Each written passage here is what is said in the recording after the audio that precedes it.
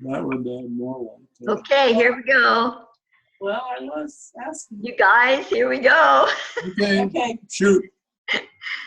Hello, everyone. This is Sha'Maia-NESIA&NEAF, and it's another one of my Zoom casts in which I bring someone in who really kind of is on the same page with my New Star Inner Academy work and what we're doing there, and just to kind of compare notes and bring things together, because a lot of interesting people doing marvelous things that are so tied into what I'm doing, and I thought, wow, wouldn't it be wonderful to share in that way? So we have been doing this, and today it's a very special sharing because we have retired Navy Commander William Buehler, who is also a minister in the Church of Antioch, and I'm a priest in the Church of Antioch, so there you go. And also, Bill is I've known Bill longer than anybody else that's alive. And not just known him, he's a very dear friend and colleague of mine. So that said, Bill, would you like to just say a little bit about yourself, a little more than I've said already? Well, one other thing that we might add to that is that Templars are regenerating worldwide, and so I have a priory. It's called the Priory of the Church of the Ark of Ascension, which is located here in Crestone under Thoth. But that priory is an organization under the Templars, so that's a significant job we can add to the others. The church is a liberal Catholic church. It's liberal and independent of Rome, and it's so that's a special thing too. And Navy Commander, I just have a permanent rank of commander. I had 20 years in some years ago, so I have the rank. All right, Bill, thanks for sharing that. And what I'm going to begin with is reading a little bit about from my Thoth material in regard to our main topic today, which is Oak Island. Now, most of you know about Oak Island. I'm not going to go into a lot of historical stuff, but just briefly, it's in Nova Scotia, and it's the island where the two boys in the 1700s, were exploring the island. They found a spot they thought a treasure might have just recently been buried. They started digging, and the rest goes to history. People are still digging over there, and they found all kinds of interesting things, but not any real treasure yet, except for two little links of gold. I think that's about all they found. So I want to tell you Thoth's story first, just briefly as possible. And then I'd like to bring in Bill because he has some interesting corollaries with all of that. So I'm going to attempt to do my screen share here. Let's see. First of all, I need to, oh no, I don't need to do a screen share on the first part. I'm just going to read to you, but I need my glasses on. Yes, I just got glasses and I keep forgetting that I have them. So here goes, Maya and her glasses. Okay, I got to get a little closer. The record of Thoth reveals that in the epoch which followed the final demise of Atlantis, the Mizur people, now the Mizur are a rather important tribe of the Grail families that came out of Lemuria and then into Atlantis. And when Atlantis went down, all the Grail families started traveling, and the Mizur is what we're following here. So the Mizur people, excuse me, came to the region of North America, which is known as Nova Scotia. Sorry, would cough in a minute. There. The Mizur brought the Agesta Mar, the green sea stone, with them. The Agesta, and I'm not saying it right, Agzeta Mar, was once half of the original right to rule stone that had been given to the Mizur's first generation by Lord Melchizedek in ancient Lemuria. That's a whole other story we won't go into here. The right to rule stone had been brought by the descendants of these original Grail families from Lemuria into Atlantis. The other half of this stone, which is known as the Emerald Table, was in the keeping of Thoth at that time. Remember, Thoth was a subsequent incarnation of the original Lord Melchizedek. The Emerald Table was eventually placed upon the vault of Osiris in the sarcophagus beneath the Great Pyramid of Giza in Egypt. The Mizur were guided by their seers to an entrance which led into the recesses of the earth, wherein was located a large labyrinthine complex of natural caverns. It was in these caverns that the Missouri placed the sacred things which they had managed to salvage from the grasp of the deluge, including the green sea stone given their ancestors by Lord Melchizedek.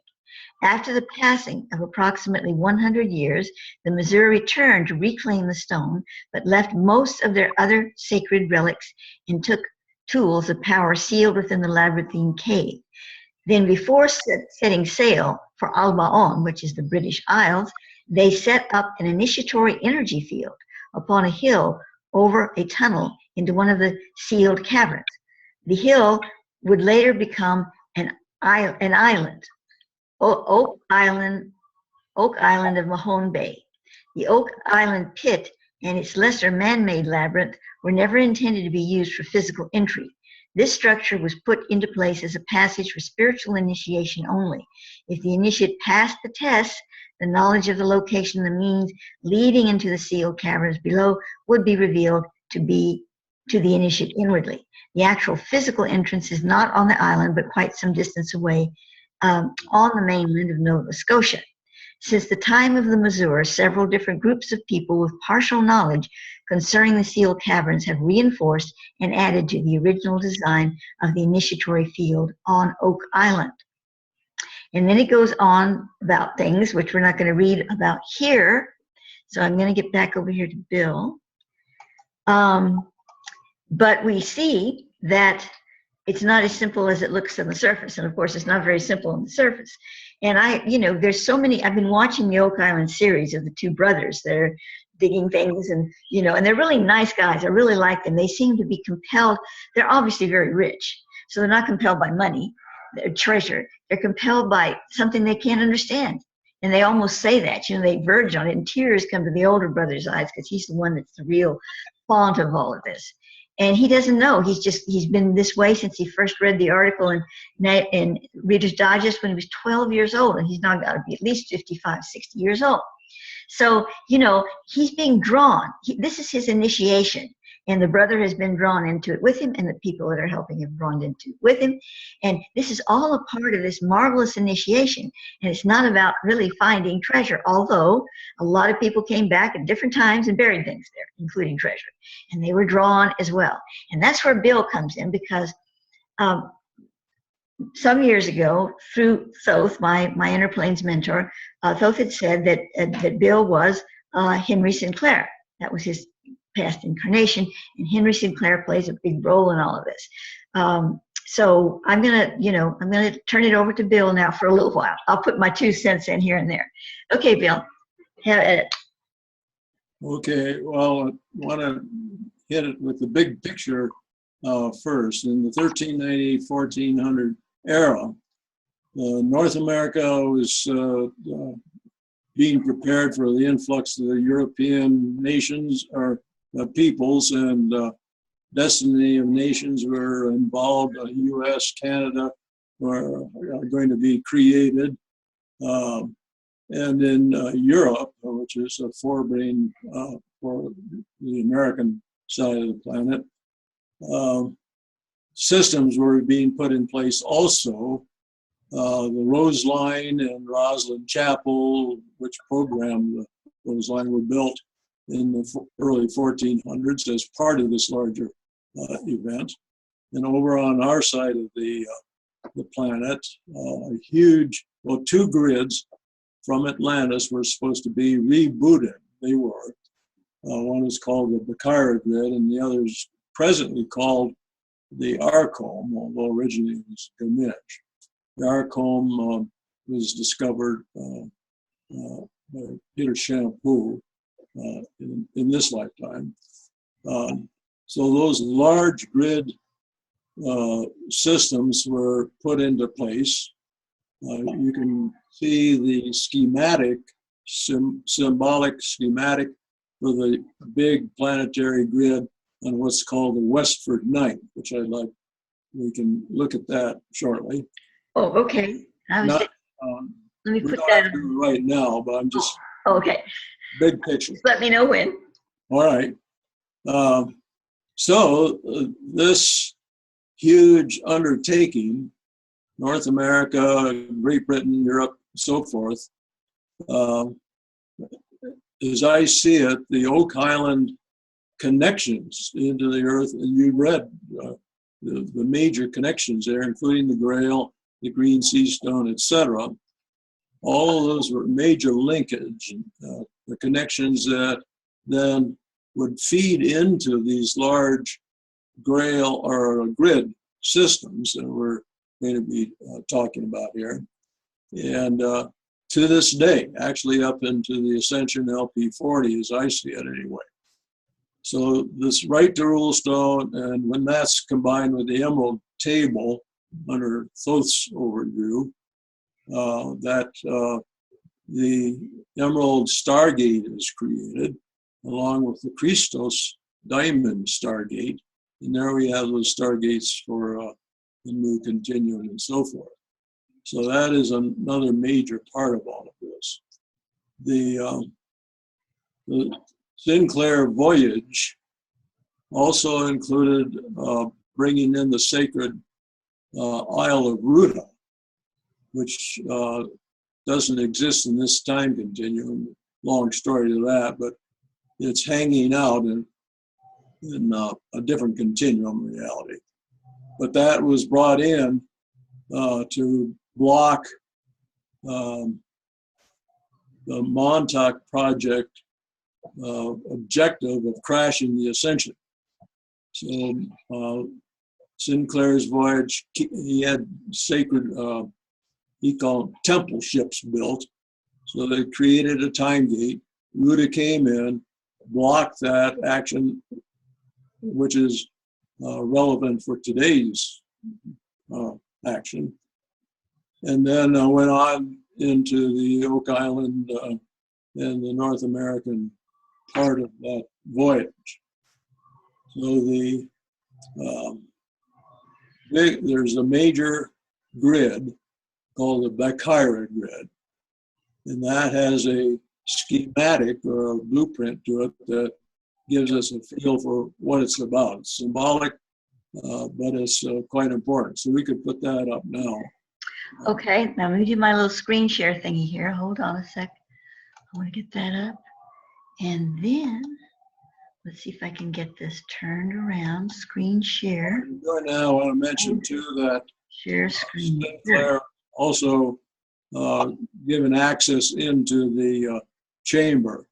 So he also linked in with the clan chiefs interred or suspended in that chamber. Yeah.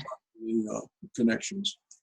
Okay, here we're looking at the carving. The carving is in the stone at Westford is down in the lower right part of the graphic. Yeah, that's the carving. In that is an important thing. It's almost missed. It's a break in the sword. Now that break is at 51 degrees, so we know it's the key angle for the Great Pyramid. So over there in the graphic on the left, we have the Great Pyramid drawn in the sword blade, starting with a break. So that positions it in the graphic. So all it is a matter of drawing the pyramid, and we find that it makes exact alignments with the quillion or the cross piece in the sword hilt, and it also links in directly with the bottom of the pommel or in the sword, the upper part of the sword. So the geometry is exact based on that break in the sword. And also want to point out that the point of the sword on up, all the way up to the left eye of the knight. There's a science, a Shamir science, known to the Templars. They were masters of that. The Shamir is a serpent dragon. It's a divine state of being. We find it in Genesis, and so that's a large subject in itself. But it's a creation system, very at the top of the line. And the Shamir usually creates with the eyes, and we've noted the left eye particularly. So this axis is also a Shamir system that's involved in this. For those that want to eventually study that, this is an important thing. That axis goes on up as far as the boundary between the US and Canada. So it's a large thing. And when that particular axis is keyed into the center of the planet, if we put the point of the sword in the center of the planet, and then we spun the thing in all directions, then that would create a sphere that's exactly the same size as the planet. So as I see it, this system here is also creating a second energy planet back in the 1400 era. I suspect that that planet was put in place to be able to load in the new Earth star codes that effectively apparently began back in that era and have been building ever since. Also in this graphic, we have a bird and a serpent carved into the stone, up where you see the yellow star in the graphic. That is a symbolically called the staff of Asclepius, the bird serpent healing staff. There, right there. And that's also a symbol of Thos. That's another lecture. But that bird and serpent, right where the yellow star is, there's a place in Virginia called Trinity Point, where there are 3 hills. Yeah, that point. There are 3 hills there in the same pattern as the Great Pyramid. And we also notice in this exact template that there's about a 3-degree offset from the main axis that keys in directly into that point. So that is a main point, as Thoth calls it, the Eden Star, and gets into the Genesis codes there with Eden and the rest of it. So that is an important part. The cigar that this knight is smoking was carved there by a couple of, that's a later addition by a couple of kids that carved it in. Go on back to the thing in the graphic there, Maya. That cigar, yeah, bring it down. Okay. That also appears in Sinclair's coat of arms about the Shamir, and we're not going to go into that, but the same thing in that coat is a great big huge tongue hanging out of a Shamir. So here, fortunately, is sort of an add-on that this tongue in Hebrew actually it decodes what a Shamir is, its function, which the word is charash, to scratch, engrave, to be silent, create any material, magic, forest, and so forth. Those are all applied to this very powerful Shamir science in itself. So that's another very large part of this is not understood, but that is probably the essential creation system. Now, the smaller grid system, presently called the Archome, and that was at Gamesh back in Atlantis. That system was installed by Peter Champeau, and that covers most of the East Coast and the Canadian border down south as far as just a little bit north of New York. It's really out in Massachusetts, a little bit inward, or inland, I mean. So that line that's in the shield, that oval circle, is representing exactly the Archome axis. So the Archome axis and Trinity Point gave me the physical lock-ons that I needed to plot this grid on the surface. The eye of the night is in Madison, Wisconsin, as it turns out. Well, I think that that's all we need to bring out here to give you an idea, anyway, of the precision, the extent of the system itself, represented by this fairly simple carving. Okay. You have no other questions about that? No, I've been in on watching you develop and build this, and of course, Thoth gave you some of the, per your request, gave you some of the basic names and things going on there. So this, but Bill takes these things, and my gosh, what he does with them! He just, he takes a few pebbles from Thoth, and he just builds this big castle on the hill. I just tried to yeah. So anyway, that's wonderful, Bill. Now let's talk a little bit about the Sinclair voyage. Now, what the only piece I have from Thoth that I recall, you might recall something else that he gave me that I gave you, but the only piece that I can remember about the actual voyage was that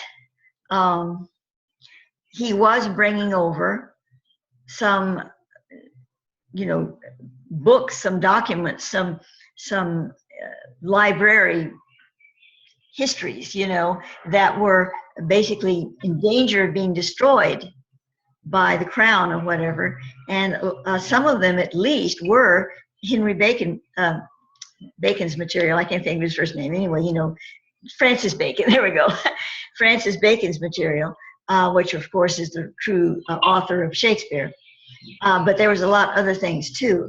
So he apparently, what I can receive from Thoth, brought this over, but he also brought over, if I recall, was it him or a previous journey? But I think it was Bacon, Sinclair, that brought over this Dweller crystal skull that we're calling Isis, but it actually goes back older than that, and is part of our whole, focus with the Osiris Rising project. So that skull and these documents, a little chest of things, went into maybe not the main chamber where the suspended bodies are of the knights, and I don't think I got to that point where I was reading that, but there are some in there. But they went to like a little pre-chamber or something. So they were in the area, but these go into that whole complex in there. So obviously Sinclair knew how to get in there. Maybe he'd never been before, but he had the plans, he had the diagram, and he was able to get in. But of course he didn't get in by going to Oak Island and digging down. He went in through the other passage, I'm assuming, because that's the only passage that I have been privy to that is actual, unless you know something else. Yeah, I know something else. Actually, we've been in that chapter or chamber twice. Our group, actually, Edie was the one that was led in. It's an etheric entry process, and each process is different. You have to be sort of guided in. And there is a physical entrance to the etheric action line.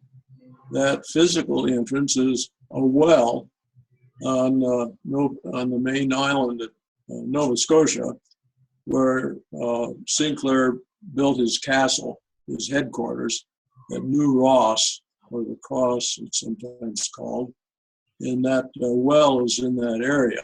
It's a physical well. I think it's about 60 or 80 feet deep physically. And as I understand it, the pictures I've seen, the grass doesn't grow around it. I don't know, maybe 15 feet radius. It's a powerful thing.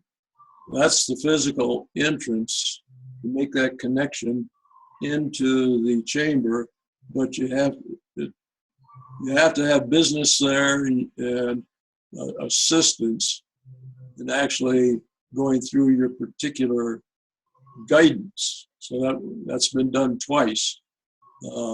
We've communicated with the interred beings there, suspended ones, the chief.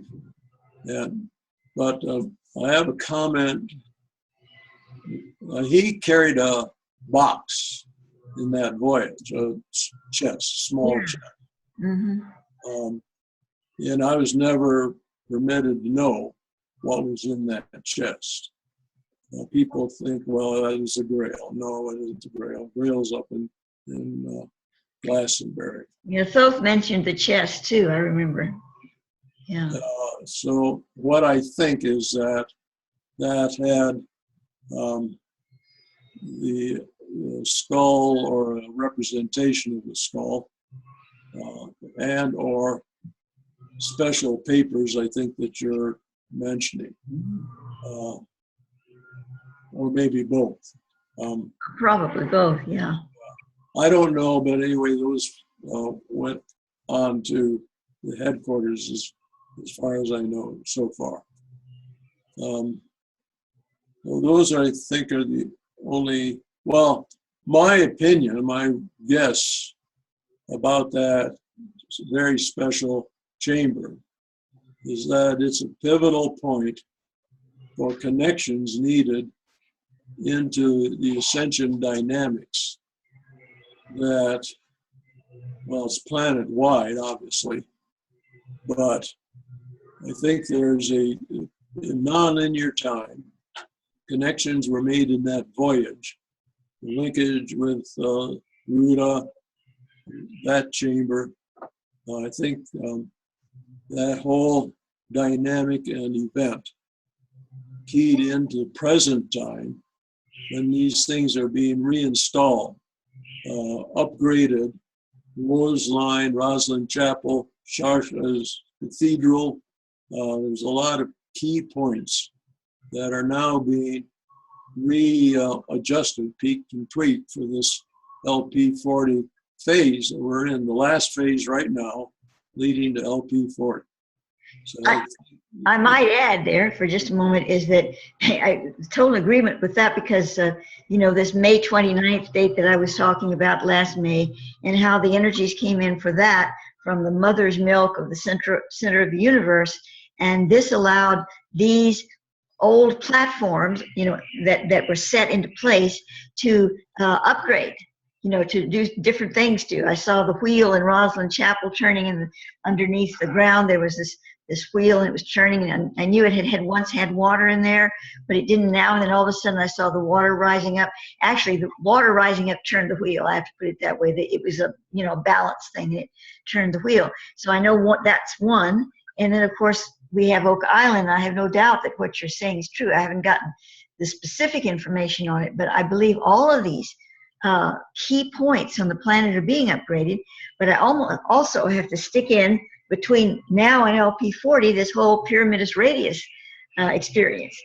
Excuse me, because it is the platform where we get it all together, and human beings make the decision.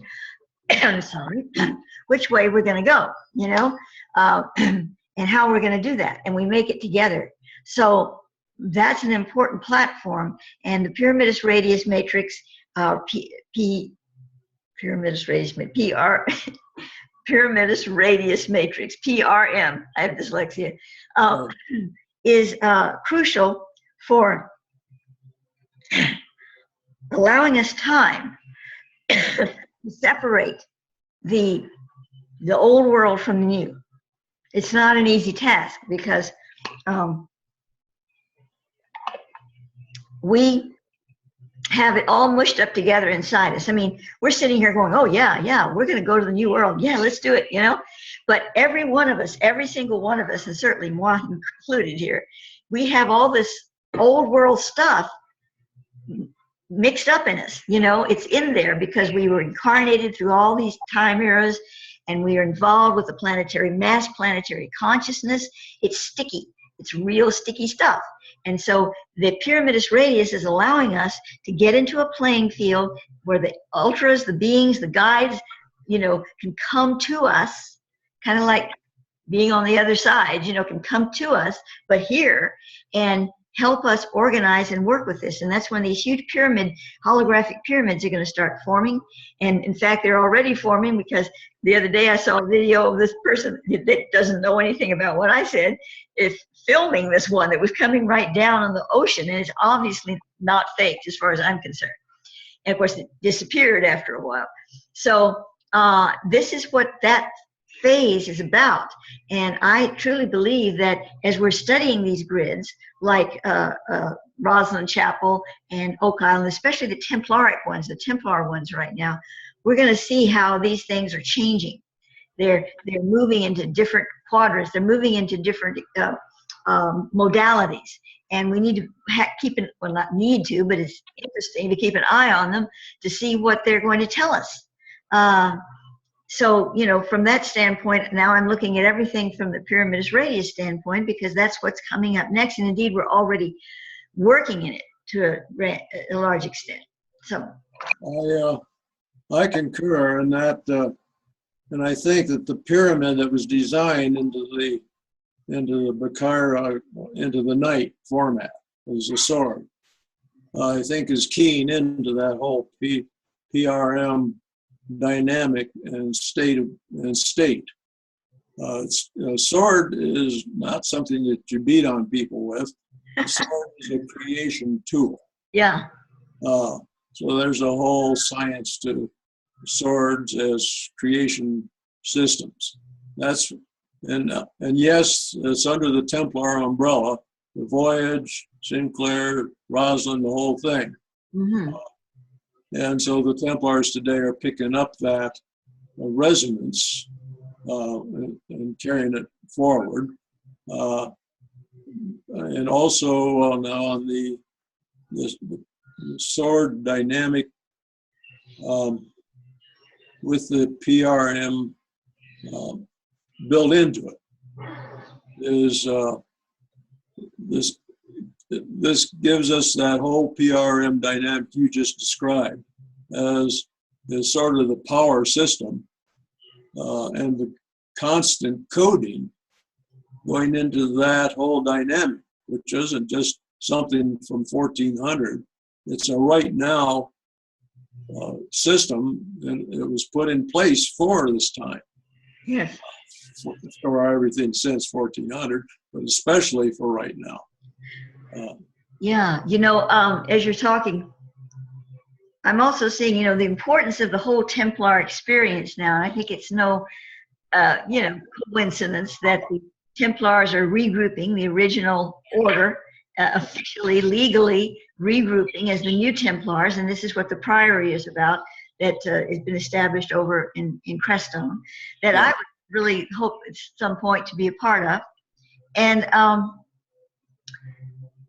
because, you know, the whole concept of the true inner core Templars. Now, this is the way Thoth gave it to me years ago. Okay, that there's, and this is true for many groups of people, including the Cathars and others, where, you know, you have the original pure group of beings. They're coming together for true intent and purpose. They're not perfect people, but I mean, they have a pure concept and desire to follow that principle.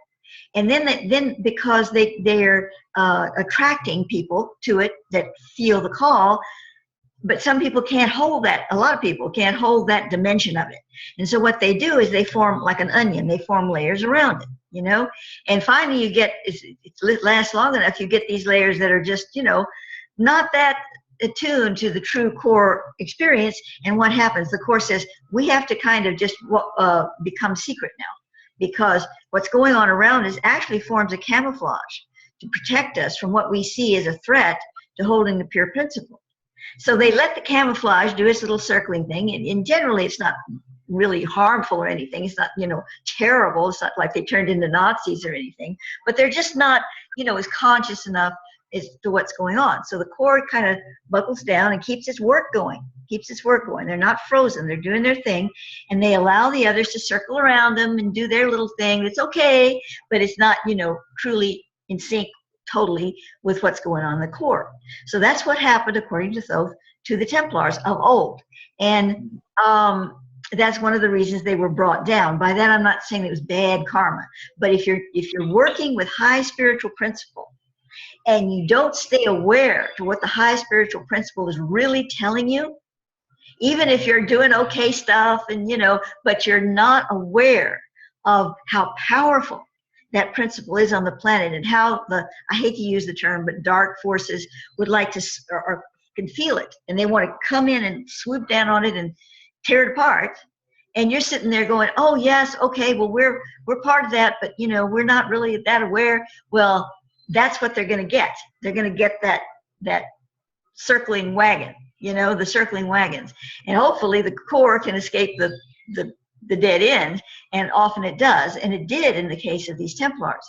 And Thoth goes on with the whole story of what happened to this core, and at least some of them, and where they went and what they did, and I won't get into that now. But the point is that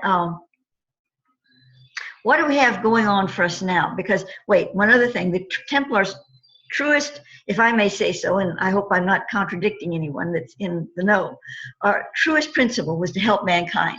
The chivalry, what does chivalry really mean? It means giving of yourself to defend in whatever way is appropriate to the spiritual cause, and to helping humanity, feeding the poor, whatever it takes, the Bernie, that kind of a thing. That's the Templar code, and that's what the new Templars are wishing to establish, and dropping all the other stuff because they're ready to establish once again the true core principles of the Templars. So what do we have setting up right now on the planet? Look where we are. It's the date I speak now, the 3rd of November, and what's going to happen next week? Possibly, as they're calling it, the second revolution of the United States of America. And they're not being, that's not hyperbole when they say that. That's really quite true. And so we're coming to, and that affects the whole planet, the whole world, global system, and the people, and all of this. So as we come toward this, as we're speaking now, and this is upon us, we as a world population are being asked to lift the sword, not to strike and beat people with, but to lift the sword of truth and light. And as Yeshua said, I come not to bring, what does he say, something but a sword. And people have mistranslated that, meaning that, he wanted to fight people with a sword. No, the sword of truth, the lightning rod, the pillar of light, the Leoesh, that is what he came to bring. And that is what I believe is going to be lifted now on the planet by many beings, and certainly the new Order of Knights Templar, I think, plays a very strong role in that. And the ancient Templars, who are still hanging around in the ethers and maybe incarnated on the planet, that are of that same vibration, they're lifting the sword as well.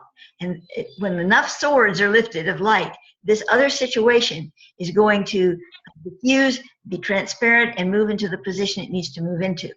It's not maybe going to be as gracefully as we would like, but it's going to happen. I do believe that. Okay, Bill, I know you're just chomping at the bit. Tell me what you have to say. Yeah, I agree. There's also another layer to that.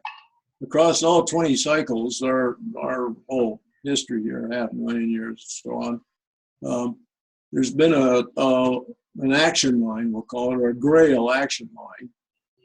It was picked up, well, let me insert a couple ideas first. The Templars had a secret level. They operated, their main power priorities were, they carried out secret procedures, light work. So you had the grunts out in the field, they didn't know anything about the spiritual stuff other than routine. But the main power line was maintained by these secret organizations, the Templar organizations. And that line keyed into this Grail action line. That was picked up back in, according to Thoth, the first Templar was the John Martinus, the son of Magdalene and Yeshua. And he was taken to Iona and so on for his Templar training. And that basically started this present action line from that era, Christos action line, up to the present time. But it was up in the secret range in this former era. And the symbols, skull and crossbones and so forth, were very sacred, holy systems. back then. But they were all profaned. Most of the organizations have been. So anyway, that's that action line is still going on, but now the secrecy is dropped out of it because the light work, the level they're doing, and it's what our group has been doing and so forth. We were taught that back in Hawaii in the early 70s for this present time. So how to run a light group at that level and let the interplanes agencies run it, and not whatever humans think is important. It's the larger programs that can come through them without being jacked around with this and that agendas down at our human level that isn't all that well informed about anything. So that is presently going on as I see it, or at least it's there. The groups aren't trained, as far as I know. There's only about maybe three groups on the planet that are operating in that same way that those previous Templars group worked. Well, okay, so I think I've said enough on that, unless you have a question. We have just a little time left. Well, can you do a little bit of short work here on these two other diagrams you gave me on the blood? Can we work on that? Okay. Let me try to get one on screen here. If I can do that, let's see, screen, share, and then desktop. Screen share. There we are. Okay, let me see if I can get it larger now. Of course, I know we can't read the whole thing, but it helps. Here we go. So tell me a little bit about what we're looking at here. Of course, I know, but I want you to tell everybody else. Right. A number of years ago, several years ago, well, we did live blood cell analysis here in Crestone. This is an excellent technique. The AMA doesn't recognize it. I don't know why, but they do in Europe. So we're looking at a live blood cell slides here. And we have an outstanding analyst here. He, for the first time, up in the upper left corner, you see a bright point of light there. That is, he noticed this as a new cell form, not part of the blood, brand new to him. And at that time when it was first discovered, that's a slide, I think, from that time, those said there were three persons on the planet at that specific time that were associated with the Rochelle system. This is how they picked it up first. So this is my cell that we're looking at here, these plates. And within very shortly, then analysts noticed that many people, in fact, just almost all people now, have these new cell forms. So Thoth has said that these are preamble cells for the Stra molecule, the new blood. Yes. And this can communicate with that new DNA, this particular system. In the next slide down from the top there, that one, it shows all those little circles are red blood cells that are living. The white thing in the middle is a white cell. Now the size up in the upper right corner, there's a little white dot next to a red cell. That it is a new cell. That gives you an idea of the size on the upper right corner. Well, I mean of that slide. Oh. Anyway, yeah, that's the slide. Yeah, that little white dot there is a new cell, and it's actually talking or communicating with the red cell. Cool. We also find that they will do the same thing. They're getting codes from it. They also use dead red cells too, and can get information from them. We've noticed that. Now they also form complex colonies and so forth. This long line that you see off to the right here. Yeah, this fascinates me. Yeah. Those are all new cells in a different format, and those are being controlled and shaped by lotus loci that Thoth is identified as a special creation being.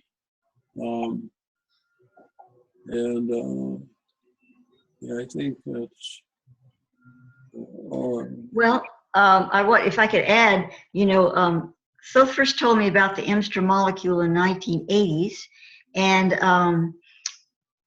very basically, I'm going to, by the way, where this video is embedded on my WordPress site, I'm going to put links to all these pages you see here, these PDFs, and also to some that Bill drew for me way back in the 90s when I lived in Crestone too, and I was writing more about the Stra molecule, and he was helping me out because, I didn't have the skill. He had to put it all together, and he drew the patterns for me, and I think he added a few little comments here and there.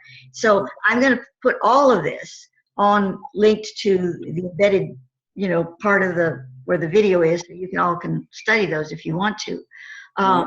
But the Stra molecule, very briefly, is this special molecule, Thoth calls it, that is it's like the little dot.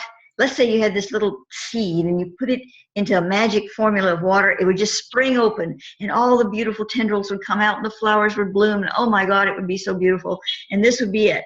Well, that's our little seed. That's the molecule that bridges the gap, that makes us unique beings as human beings, not unique in being elite, but unique in the sense that we have the power to move through the universal strains and unite our dimensional selves in a way that, let's say, grays and the manufactured species, the designer species such as the grays and the others do not have.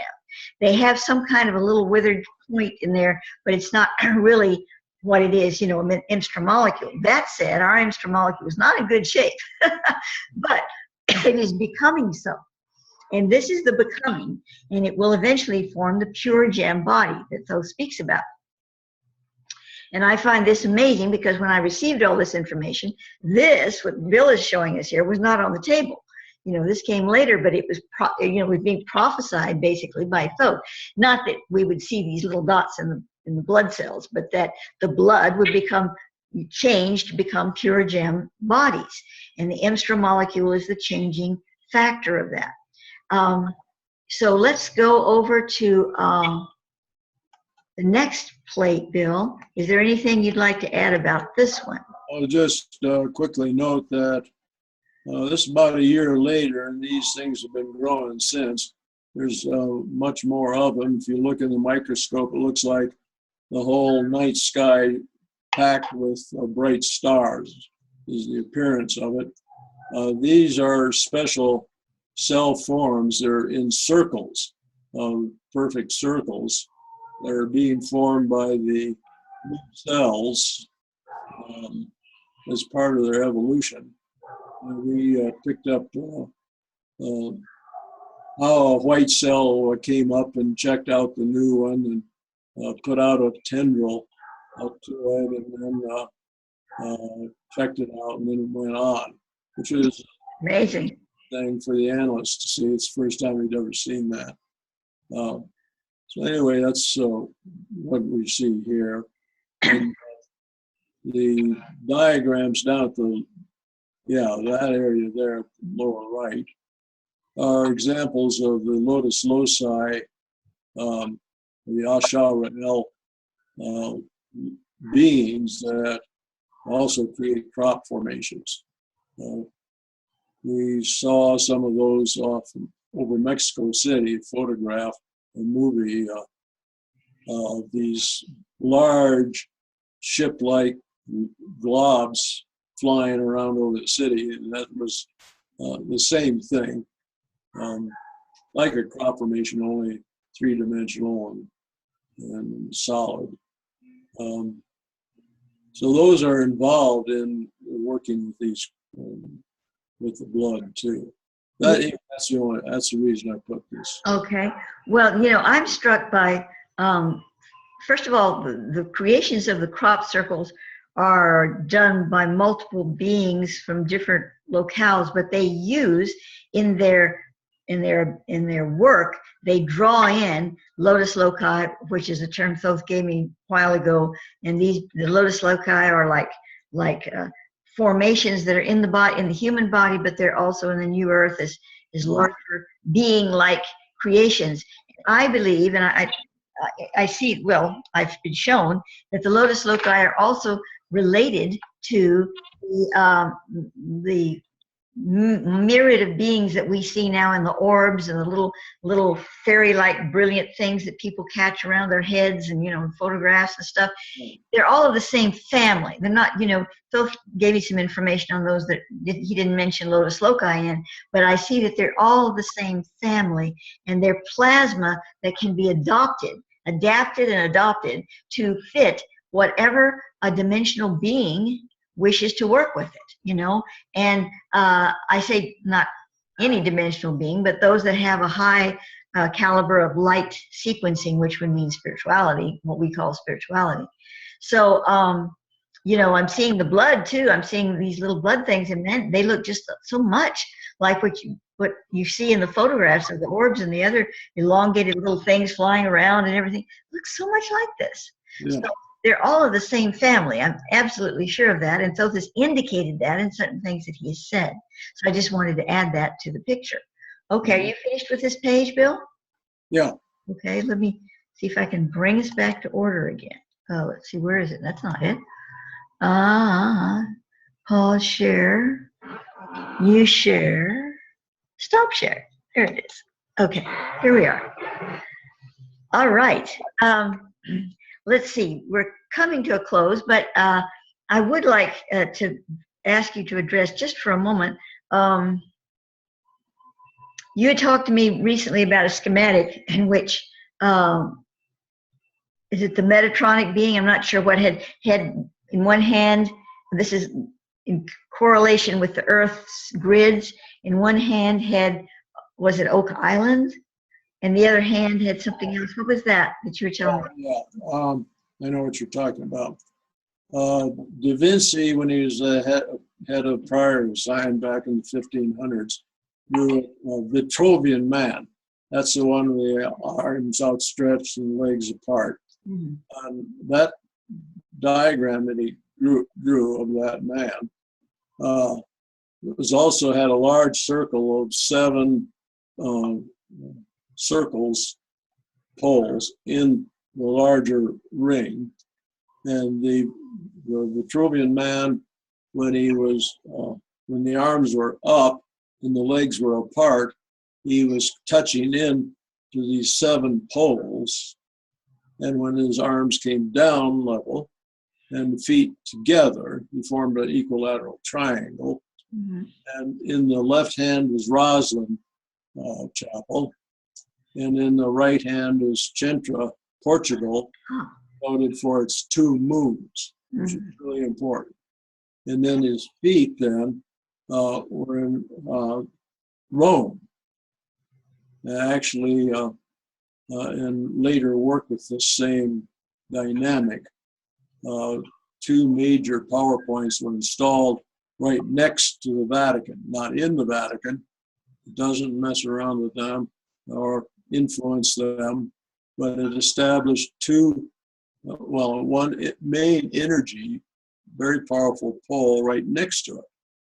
So if the church in any way at whatever level wants to tie in with this larger system, it can use that energetic form.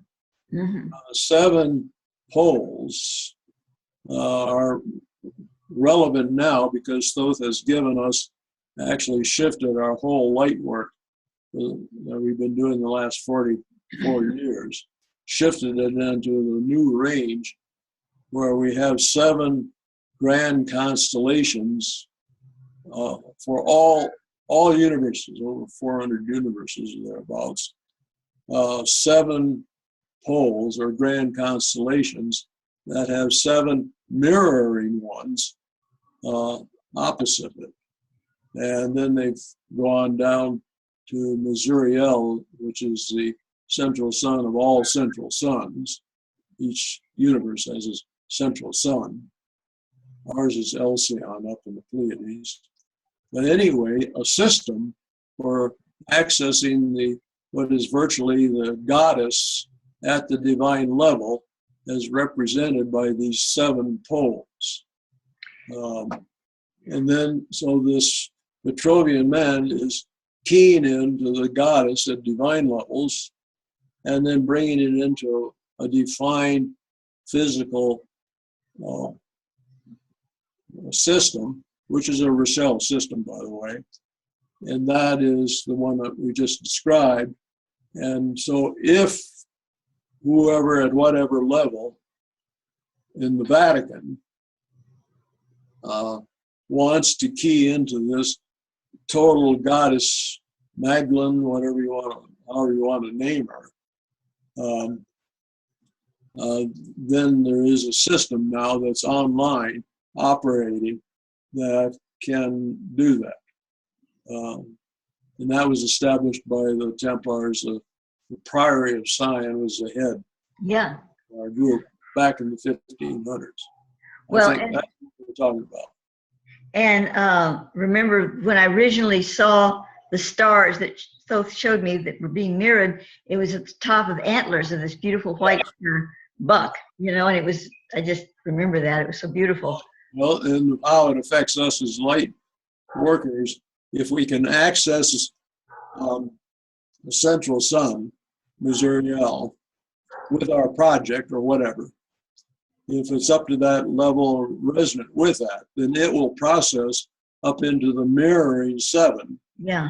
So the mirroring 7 can set up resonance with the Atosic 7, which is all universes. So the mirroring 7 then, our project will go up in, it might be one part of one of the grand constellation, might be all 7, or it's in that system somewhere. It does what it's going to do at that huge level, comes down back down through Mesuriel, and then is fed out from Mesuriel in various lines going wherever it's supposed to go, including our own group. Those lines will link in with us too. Right. Well, I'm sorry. Go ahead. Well, then he gave us another process so we could actually use that saying more. We don't have to go into that now, but it was a follow-up, that's all I'm saying. Right. Well, I know, of course, obviously, Rosalind Chapels is super important. Anybody that studies all this knows that in the one hand, and Stra in the other. And that's, I didn't realize that when Thoth gave me about a year or two ago, that Stra, the location of Stra on the planet, is where the main holographic field is going to be set up that allows the pyramid, that radiates the pyramid, where all of the 72 dweller crystal skulls will holographically be radiated. There are other pyramids that are set, but that's like the big kahuna right there on top of Stra. So that was marvelous when I saw that Bill had been working with it. I mean, I probably knew that way back, but I just didn't remember it. And it was really great to see the correlation there. Now he's talking about it being in one of the ones in the hands. Well, the 2 moons are critical too. We're getting our second moon was destroyed in the Memoria, the Great Mars War, first Mars War, or whatever it's called, back in Atlantis era. Yeah, Atlantis. So our present moon has to double hat it, both male and female, but that second moon has already started to regenerate. Yeah. And the Rochelle system uses both moons That's a science in itself. Life paths through the golden ratio of dynamics and so on. It's a big science to it.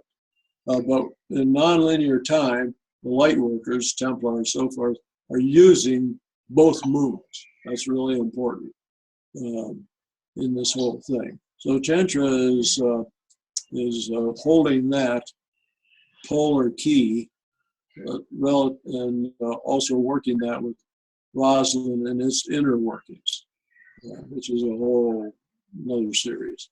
Yeah. And then that also keys on down into.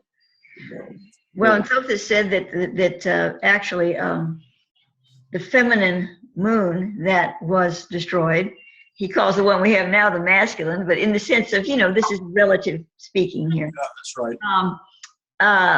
Was never, the etheric version of it was never destroyed, and so that's what's being built back from that. It's like empowering it and bringing it forward to have balance with the masculine at this time. Yeah, and it's they curve around and come in and actually create whatever temporal time plane, teleplane, reality frame is being created. They bring life into that time system. Yep.